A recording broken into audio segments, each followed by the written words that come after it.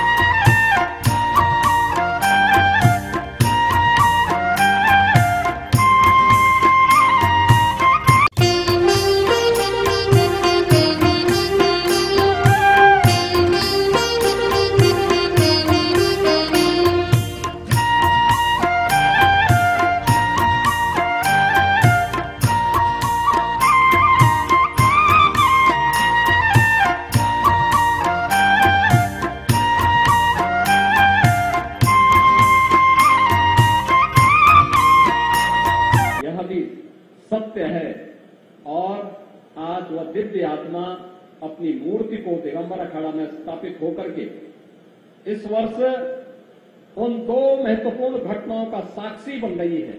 एक जो संकल्प था कि मंदिर वहीं बनाएंगे, रामलला को अयोध्या धाम में विराजमान फिर से करेंगे, वह संकल्प भी पूरा होता है, और परमहंस जी फिर से अपने दिगंबर अखाड़ा में विराजमान हो गए हैं। इन दोनों के लिए मैं दिगंबर अखाड़ा से जुड़े हुए जितने भी हमारे पूज्य संत हैं, इन सब का मैं हृदय से अभिनंदन करूंगा, क्योंकि मेरे लिए यह एक अंतःकरण की संतुष्टि का माध्यम बनता है। क्योंकि मेरे लिए परमहंस रामचंद्र दास जी महाराज मेरे पूज्य गुरु के तुल्य थे, और जब भी मैं अयोध्या की तरफ आता था, मैं जब अपने पूज्य गुरुदेव को पूछता था कि आखिर अंतिम संकल्प क्या है आपका, कोई इच्छा, वो कहते थे एक ही इच्छा है, और वह इच्छा है अयोध्या में राम जन्मभूमि पर भव्य राम मंदिर का निर्माण बने हो और रामलाल का वहां विराजमान हो। मैं जब भी अन्य पूज्य संतों से, पूज्य वामदेव जी महाराज से बातचीत करता था, मैं पूछता था, महाराज जी कोई इच्छा? तो एक ही बात कहते थे।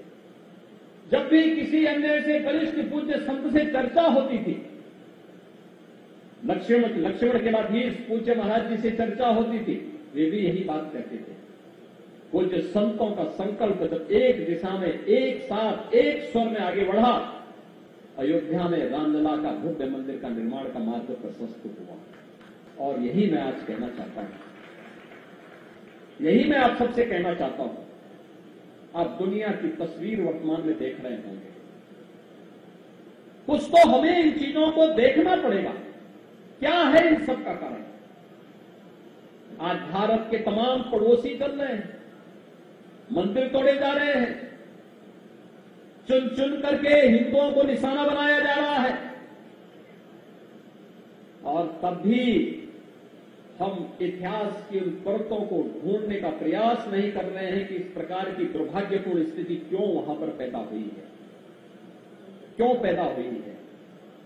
और इसलिए बहनों भाइयों, हम याद करें, जो समाज इतिहास की गलतियों से सबक नहीं सीखता है, उसका उज्जवल भविष्य पर भी ग्रहण लगता है।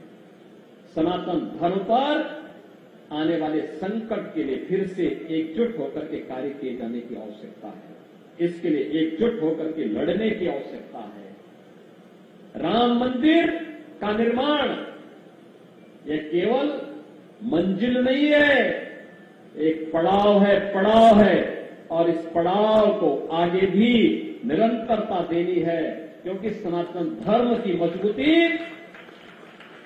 इन सब अभियानों को एक नई गति देता है। जातिवाद से मुक्त, छुआछूत और अस्पृश्यता से मुक्त एक ऐसे समाज की स्थापना करना है जिसके लिए प्रभु श्री राम ने अपना पूरा जीवन समर्पित किया था।